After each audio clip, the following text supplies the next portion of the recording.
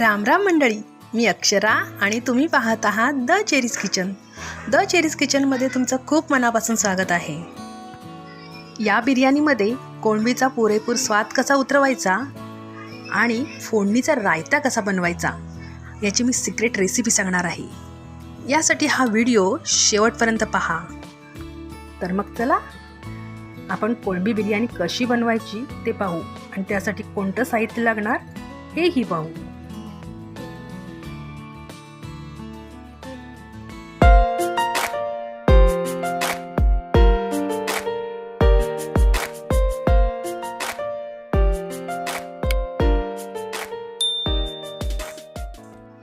मी इथे कोळंबी घेतली आहे. कोळंबी तुम्ही कोणत्याही प्रकारची घ्या आणि जास्त करून गुलाबी रंगाची घेतली तर चांगले उत्तमच आहे.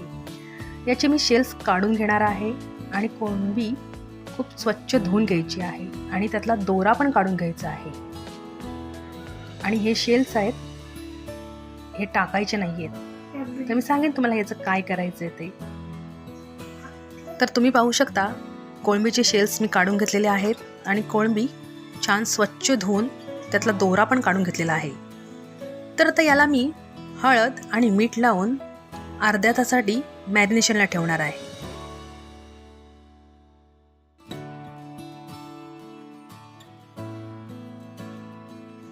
हे कोळंबीचे शेल्स आहेत. याला मी स्वच्छ धुवून घेतलेला आहे आणि यामध्ये पाणी टाकून याला आपण उकळी काढून घ्यायचं आहे, कारण या पाण्यामध्ये आपल्याला तांदूळ शिजवून घ्यायचा आहे. यासाठीच मी जेवढे वाटी तांदूळ आहे त्याच्या दुप्पट मी यामध्ये पाणी टाकलेलं आहे. यासाठी मी हिरवा मसाला वापरणार आहे आणि हिरव्या मसाल्यासाठी 2 गड्डी लसूण, आले 2 इंचाचा तुकडा आणि मिरच्या 10 ते 12 आणि भरपूरशी कोथिंबीर. हे सर्व मिश्रण आपल्याला एकत्र मिक्स करून याची पेस्ट बनवून घ्यायची आहे. फोडणीसाठी 5 ते 6 कांदे घ्यायचे आहेत आणि ते कांदे अशा पद्धतीने चिरायचे की ते पटकन भाजले जातील आणि कांदा पटकन मोकळा होईल. आणि पुदिन्याची पाने आहेत, माझ्याकडे होती म्हणून घेतलेत. आणि 3 टोमॅटो घ्यायचे आहेत. खडा मसाल्यामध्ये दगडफूल, 2 जायपत्री, 4 लवंगा, 5 ते 6 काळी मिरी, 1 इंचाची दालचिनी, 1 चमचा 6 जिरे, 2 वेलची, 1 मोठी वेलची आणि तेजपत्ता. कढईत तेल टाकून घ्यायचं आहे आणि हे तेल गरम झाल्यानंतर त्यात कांदा टाकायचा आहे आणि कांदा छानपैकी गुलाबी रंग येईपर्यंत परतून घ्यायचा आहे. आणि कांदा तुम्ही जितका छान भाजाल तेवढा कोळंबी बिर्याणीला खूप छान असा स्वाद येतो. म्हणून कांदा छानपैकी गुलाबी रंग येईपर्यंत भाजून घ्यायचा आहे. आणि आपण आता यामध्ये खडे मसाले घालून घेणार आहोत आणि हे खडे मसाले 1 ते 2 मिनिटासाठी आपण परतून घ्यायचे आहेत. आता यामध्ये थोडीशी हळद घालून घेऊया आणि यामध्ये थोडासा लाल मसाला पण टाकूया. मी लाल मसाला एवढा टाकणार आहे की यामध्ये मी हिरवी मिरचीचा पण वापर केला आहे आणि खडा मसालाचा पण वापर केला आहे. या दृष्टीने मी लाल मसाला टाकणार आहे, म्हणजे जास्त तिखट पण बिर्याणी करायची नाही आहे. आणि आता हे सर्व मिश्रण मिक्स करायचं आहे. थोडंसं परतून झाल्यानंतर यामध्ये आपल्याला हिरवा मसाला टाकायचा आहे. जो आपण वाटलेला होता हिरवा मसाला, तो हिरवा मसाला आपण आता यामध्ये टाकणार आहोत. आणि पुन्हा हे सर्व मिश्रण छानपैकी मिक्स करून घ्यायचं आहे. आणि यामध्ये आता आपल्याला पुदिना टाकायचा आहे. पुदिन्यामुळे छान वास येतो. आणि आता आपण यामध्ये कोळंबी टाकून घेऊया आणि पुन्हा ही कोळंबी ह्या मसाल्यामध्ये चांगली फिरवून घ्यायची आहे. अगदी नाजूकपणे फिरवायची आहे, कारण कोळंबी तुटू शकते. आता मस्तपैकी कोळंबी यामध्ये फिरवून घेऊया. आणि आता यामध्ये टोमॅटो टाकून घ्यायचा आहे आणि पुन्हा आपण हे फिरवून घ्यायचं आहे. आता यामध्ये चवीनुसार मीठ टाकूया आणि पुन्हा हे आपण मिक्स करून घेऊया. आणि ही कोळंबी आपल्याला वाफेवर शिजवून घ्यायची आहे. तर त्यासाठी मी झाकणामध्ये वरती पाणी ठेवणार आहे आणि ही कोळंबी 15 ते 20 मिनिटासाठी छानपैकी शिजू द्यायची आहे. इकडे कोळंबी शिजते तोपर्यंत आपण इकडे तांदूळ शिजवून घेऊया. तर तांदूळ शिजवण्यासाठी जे मी शेल्स उकडवलेले जे पाणी होतं ते पण गाळून घ्यायचं आहे, म्हणजे शेल्स त्या भातामध्ये तांदळामध्ये पडणार नाहीत. हे पाणी मी तांदळानुसार मोजून घेतलेलं पाणी आहे. आणि जर तुम्हाला वाटलं की हे पाणी कमी पडत आहे त्याप्रमाणे, तर तुम्ही दुसरं पाणी त्याच्यामध्ये ॲड करू शकता. तर मी या वाटीच्या मापानुसार तांदूळ मोजून घेतलेला आहे आणि साधारण तांदूळ मी 2 वाटी तांदूळ घेतलेला आहे, त्यामुळे मी यामध्ये 4 वाटी पाणी टाकणार आहे. आणि जर तुम्हाला या कोळंबीचं पाणी जर कमी वाटलं की मला तांदळाच्या पुरेसं पाणी नाही झालेलं आहे, तर तुम्ही तुमचं दुसरं पाणी आहे ते यामध्ये ॲड करू शकता. आणि आता आपण यामध्ये तांदूळ ॲड करणार आहोत. आणि हा तांदूळ कोलम राईस आहे आणि कोलम राईसचा कोळंबी बिर्याणी खूप छान होते. तर आता यामध्ये आपण अख्खे मसाले ॲड करणार आहोत. त्याच्यामध्ये मी तेजपत्ता घातला आहे, लवंगा घालायचे आहेत 2-3, 4-5 काळी मिरी आणि दालचिनीचा तुकडा घालायचा आहे.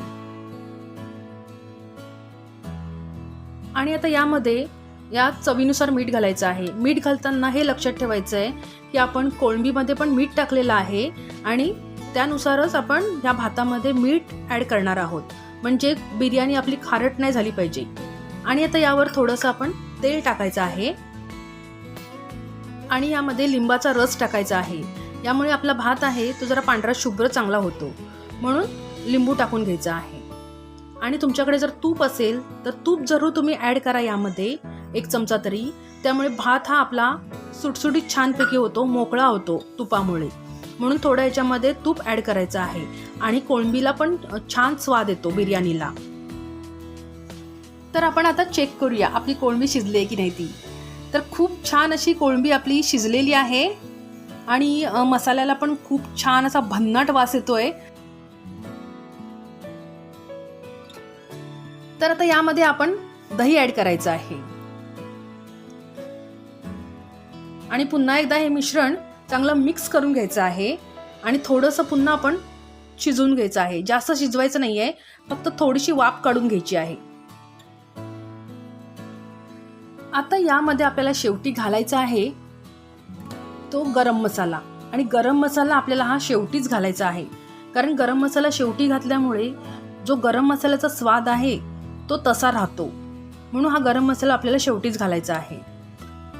आणि पुन्हा एकदा आपण हे मिक्स करून घेऊया. आणि आता यामध्ये आपण कसुरी मेथी ॲड करणार आहोत. आणि आता याला 1 ते 2 सेकंदासाठी पुन्हा वाफेवर ठेवायचं आहे आणि लगेच गॅस बंद करून टाकायचा आहे. ही पहा, खूप छान अशी कोळंबी तयार झालेली आहे. तर आपण आता आपला राईस बनला आहे की नाही ते पाहूया.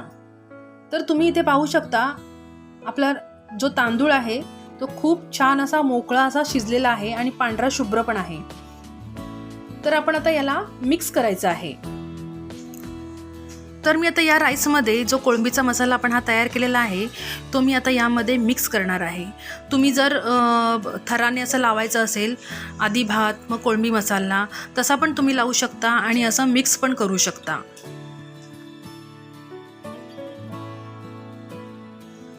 तर हा पूर्णपणे मिक्स झालेला आहे. तर मी आता एका ह्या भांड्यामध्ये काढून घेते आणि आपल्याला हे 15 ते 20 मिनिटासाठी आपल्याला दमावर ठेवायचं आहे. तर त्यासाठी मी तवा ठेवणार आहे गरम करायला गॅसवर आणि त्या तव्यावरती मी हे पातेलं जे आहे हे मी त्याच्यावरती ठेवणार आहे, जेणेकरून ही बिर्याणी खालून करपली नाही पाहिजे, यासाठी मी हा तवा ठेवलेला आहे. आणि आता गॅसची फ्लेम ही मंद याच्यावर ठेवायची आहे आणि 15 ते 20 मिनिटासाठी आपण याला दम द्यायचा आहे.